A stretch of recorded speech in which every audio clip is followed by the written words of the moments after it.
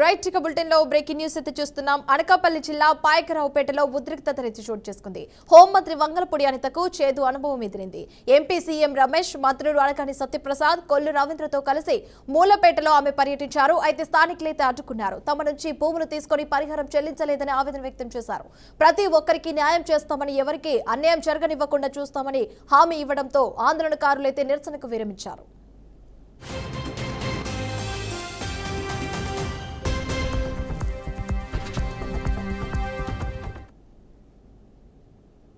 తెలంగాణ జాగృతి అధ్యక్షురాలు కల్వకుంట్ల కవిత కంటతడి పెట్టుకున్నారు. శాసన మండలిలో మాట్లాడిన ఆమె అన్ని ఆలోచించాకే తన రాజీనామా నిర్ణయం తీసుకున్నానని, దయచేసి తన ఎమ్మెల్సీ పదవికి రాజీనామాను ఆమోదించాలని మండలి చైర్మన్ గుత్తా సుఖేందర్ నితే మరోసారి కోరారు. బీఆర్ఎస్ లో అనేక ఇబ్బందులు ఎదురయ్యాయని, అనేక ఆంక్షల మధ్య పనిచేయాల్సి వచ్చిందని భావోద్వేగానికి గురయ్యానన్నారు.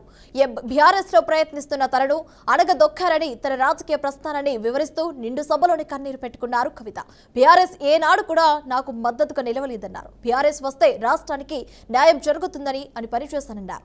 నీళ్లు, నిధులు, నియామకాలకు బీఆర్ఎస్ గండి కొట్టిందని సంచలన ఆరోపణ చేశారు ఎమ్మెల్సీ కవిత. 4 months లేట్ అయింది అధ్యక్ష. ఆ పార్టీతో నాకు ఎటువంటి అనుబంధం వద్దు అధ్యక్ష. పైగా డెఫినెట్ గా ఆడబిడ్డను కాబట్టి కొంత ఆవేదన తట్టుకోలేకపోతా ఉన్నా అధ్యక్ష. తమరి ముందు మాట్లాడేటప్పుడు కొంత ఇమోషన్ అవుతా ఉన్నా. బట్ ఈ 4 months మీరు ఇచ్చిన సమయంలో చాలా సుదీర్ఘంగా ఆలోచన చేసుకున్నాను అధ్యక్ష. దయచేసి రిజైన్ చేయడానికి మీరు నా రెసిగ్నేషన్ యాక్సెప్ట్ చేయమని చెప్పి మిమ్మల్ని కోరుతా ఉన్నా అధ్యక్ష. Thank you. జై తెలంగాణ. ఒక వ్యక్తి ఒక పార్టీలో చేరాడంటే ఆ వ్యక్తి యొక్క భావజాలాన్ని కానీ, ఆ వ్యక్తి యొక్క భావ ప్రకటన స్వేచ్ఛను కానీ ఆ పొలిటికల్ పార్టీస్ హరించడానికి లేదు అధ్యక్ష. నేను గత 8 సంవత్సరాలుగా ఇండిపెండెంట్గా ఒక వ్యక్తిగా సంస్థను నడుపుతూ చేస్తున్నటువంటి ప్రయత్నాలని అడ్డుకట్ట వేయడానికి మొదటి రోజు నుంచే ప్రయత్నం జరిగింది అధ్యక్ష.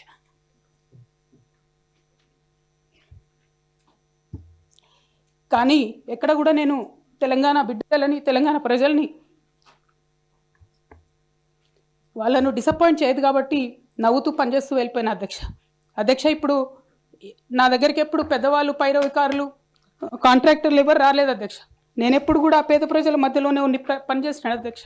నా దగ్గరికి వచ్చినటువంటి బీడీ కార్మికులు కావచ్చు, బీడీ టేకేదారులు కావచ్చు, అంగన్వాడీ టీచర్లు కావచ్చు, ఆశా వర్కర్లు కావచ్చు, ఐకేపీ ఎంప్లాయీస్ కావచ్చు అధ్యక్ష, అదేవిధంగా జిహెచ్ఎంసీ కార్మికులు కావచ్చు అధ్యక్ష. ఆనాడు టీఆర్ఎస్ పార్టీ నాకు పిలిచి పార్లమెంట్ టికెట్ ఇచ్చింది అధ్యక్ష. నేను ఎప్పుడు కూడా వారిని అడుక్కొని టికెట్ తీసుకోలేదు అధ్యక్ష. ఆ నిజామాబాద్ ప్రజలు దాన్ని గౌరవించారు. 9కి 9 కంప్లీట్గా నిజామాబాద్లో ఎమ్మెల్యేని గెలిపించారు అధ్యక్ష. తద్వారా టీఆర్ఎస్ ఇండిపెండెంట్గా ఆనాడు అధికారంలోకి వచ్చింది అధ్యక్ష. అందరం సంతోషపడ్డాం అధ్యక్ష.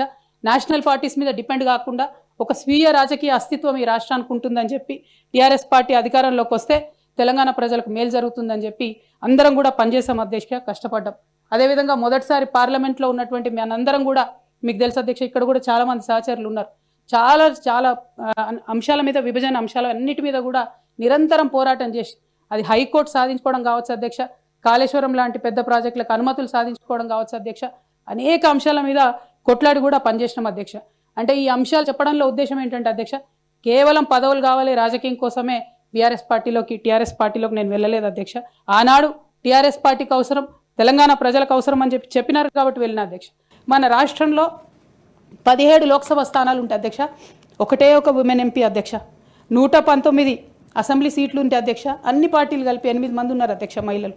40 మంది ఉన్న ఈ శాసన మండలిలో 3 ఉన్నాం అధ్యక్ష లేడీస్. మేము ఇక నేను పోతే 2 మిగులుతారు అధ్యక్ష.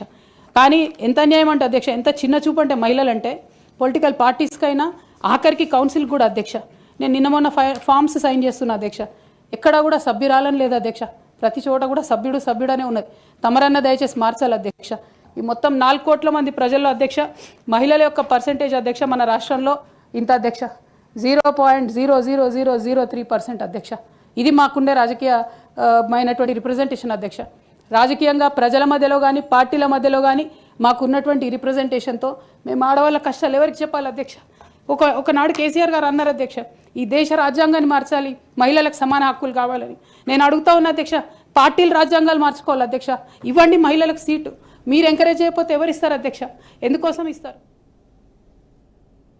ఎమ్మెల్సీ కవిత మండలిలో బీఆర్ఎస్ పై చేసిన వ్యాఖ్యలపై మాజీ ఎమ్మెల్యే గొంగిడి సునీత స్పందించారు.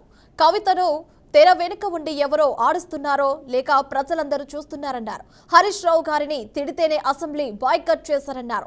తమ పార్టీలో కేసీఆర్ గారి ఆదేశం లేనిది ఏ నిర్ణయం తీసుకోమని కవితకు తెలియదా అని గొంగిడి సునీత పేర్కొన్నారు. ఎవరో ఆట ఆడిస్తూ ఉంటే కీలుబొమ్మలాగా మీరు ఆడటం సరైంది కాదు కవిత గారు. మీ పట్ల మాకు గౌరవం ఉంది. స్వతంత్రంగా తెలంగాణ జాగృతి సంస్థను పెట్టుకొని తండ్రికి దగ్గ తనయ్యగా మరి ఉద్యమ కార్యాచరణలో తను కూడా భాగస్వామ్యమై తెలంగాణలో ఉన్న మహిళలను జాగృతం చేస్తుందని చెప్పి మేము సంతోషపడ్డాం, గర్వపడ్డాం, నీ గురించి గొప్పగా చెప్పుకున్నాం. కానీ ఈరోజు మీరు చేస్తున్న పనులు చూస్తూ ఉంటే చాలా బాధ అనిపిస్తూ ఉంది. ఇది మంచి పద్ధతి కాదు. తెలంగాణ జాతిపితను మానసికంగా క్షోభకు గురి చేస్తున్న మీ వైనం మేము ఖండిస్తూ ఉన్నాం. ఇది మంచి పద్ధతి కాదని చెప్తా ఉన్నాం.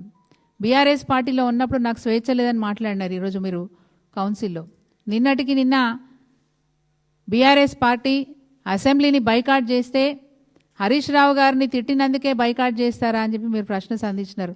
మీకు పార్టీ యొక్క పద్ధతి మీకు తెలియదా?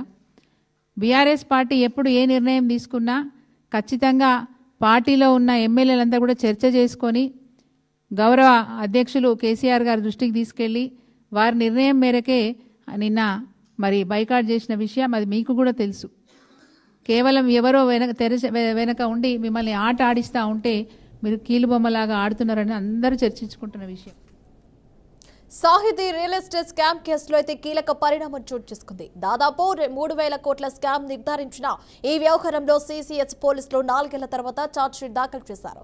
ఫ్రీలాన్స్ ఆఫర్ పేరుతో ప్రజలను మోసం చేసినట్టు గుర్తించిన పోలీసులు మొత్తం 64 కేసులు నమోదు చేశారు. అమీర్పూర్లోని షర్వానీ ఎలైట్ ప్రాజెక్టుకు సంబంధించి 17 కేసుల్లో ఛార్జ్షీట్ దాఖలైంది.